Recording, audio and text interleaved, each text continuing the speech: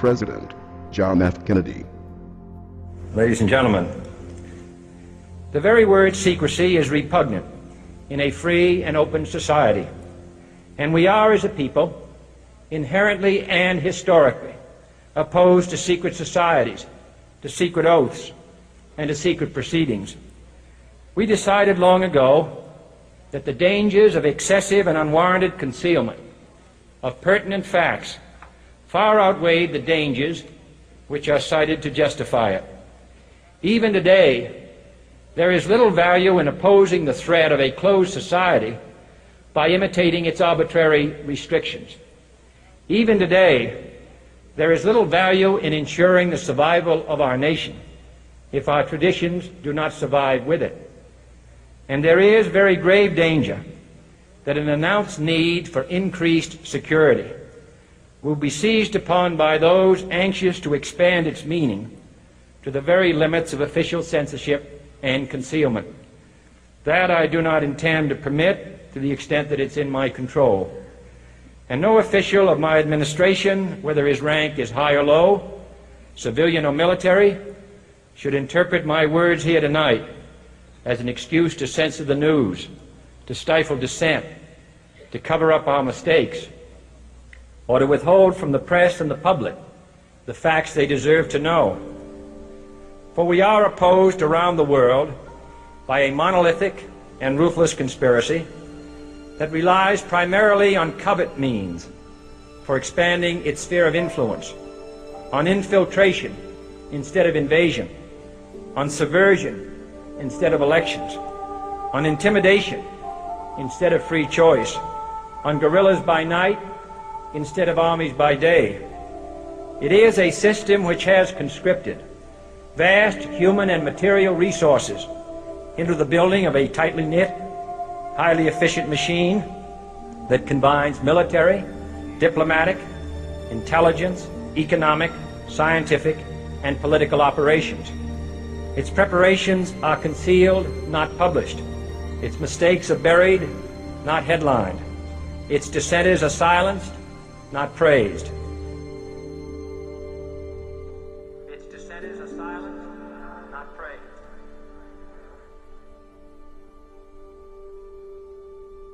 Its dissenters are silenced, not praised. Its dissenters are silenced, not praised. Its dissenters are silenced, not praised. Its dissenters are silenced, not praised.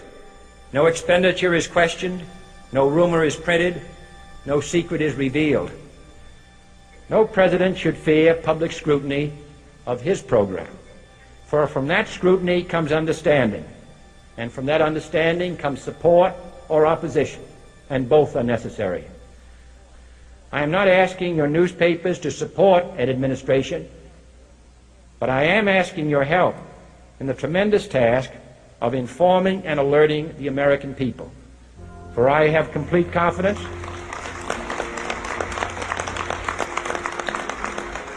in the response and dedication of our citizens whenever they are fully informed. I not only could not stifle controversy among your readers, I welcome it. This administration intends to be candid about its errors. For as a wise man once said, an error doesn't become a mistake until you refuse to correct it. We intend to accept full responsibility for our errors, and we expect you to point them out when we miss them. Without debate, without criticism, no administration and no country can succeed, and no republic can survive. That is why the Athenian lawmaker Solon decreed it a crime for any citizen to shrink from controversy. And that is why our press was protected by the First Amendment, the only business in America specifically protected by the Constitution, not primarily to amuse and entertain, not to emphasize the trivial and the sentimental, not to simply give the public what it wants, but to inform, to arouse, to reflect, to state our dangers and our opportunities, to indicate our crises and our choices, to lead, mold, educate, and sometimes even anger public opinion. This means greater coverage and analysis of international news, for it is no longer far away and foreign, but close at hand and local.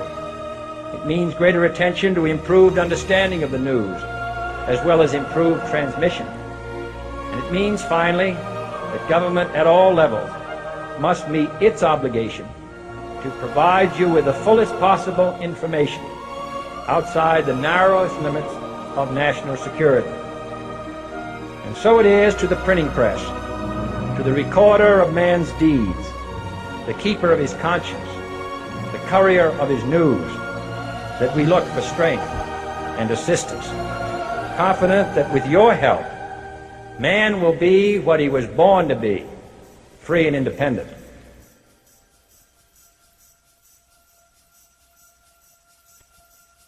You were both in Skull and Bones, the secret society. It's so secret we can't talk about it. What does that mean for America? The conspiracy theorists are going to go wild. I'm sure they are. I don't know. I haven't seen the web. Number 322? You both were members of Skull and Bones, a secret society at Yale. What does that tell us? Not much, because it's a secret. Is there a secret handshake? Is there a secret code? I wish there were something secret I could manifest. 322, a secret number? There are all kinds of secrets, Tim, but one thing is not a secret. I disagree with this president's direction that he's taking the country. We can do a better job, and I intend to do it. And we'll be watching. Be safe on the campaign trail. John Kerry, thanks for joining us. And we'll be right back. It's good to be back at the Council on Foreign Relations. As Pete mentioned, I've been a member for a long time and was actually a director for some period of time. I never mentioned that when I was campaigning for re-election back home in Wyoming. Senator Clinton, how you doing? I'm good. How are you Can I ask you a quick question while you signed that? Sure. It was reported in June of 2006. You attended a meeting in Ottawa, Canada, the Bilderberg Group. Can you comment on that? What's going on at the Bilderberg meeting, and what do you guys talk about up there? I have no idea what you're talking about. Yeah, you do. It was reported you were up there, and people saw you up there. I just want to know what you guys talk about and meet about up there. Sir, I don't know. Why are they such top secret meetings? I have no idea what you're talking Your about. husband went to a Bilderberg meeting too. I'm just wondering. I'm not being rude or anything. No, I just want to know what happens at these meetings. Well, since I wasn't there, I have no idea. Okay, thank you, Senator. Thank you. How are you? There you go. Thank you very much. Listen, I am a happy member of the Bohemian Grove. I like the folks who come there, and it's really inappropriate for me to talk about the group beyond that. Thank you. Have you been there for the ceremony with the cremation of care?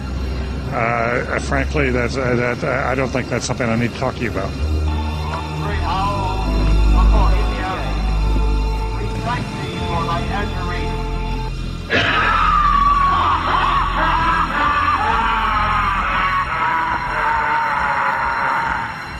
Have you been there for the ceremony with the cremation of care?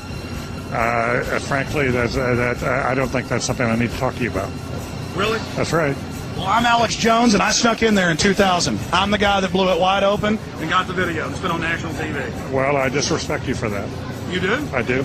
But it's a lot of big public officials going in there. Don't we deserve to know? I don't know anything about you, and I don't know anything about your film. But if you go in there with an understanding, you violated that understanding by releasing that film, and I don't respect you for that. Really? But we have public officials. I'm sorry, you took an understanding when you went in there that you would not do that film. And did you have an understanding when you went in there? No. Did you crash it? Yes. Yeah, and it has no trespassing signs there too, doesn't it? No, they put them after. Oh, I'm sorry. I'm sorry, sir. I've been there before. I know what the circumstances are, and I'm sorry you violated the understandings. That was not a gentlemanly thing to do. But what about the ritual? Is the ritual gentlemanly?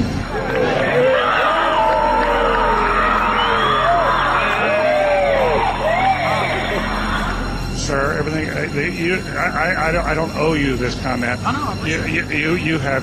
This is what's called ambush journalism, and I disrespect you for that as well. So thank you and goodbye. The ritual? That's none of your damn business. Oh.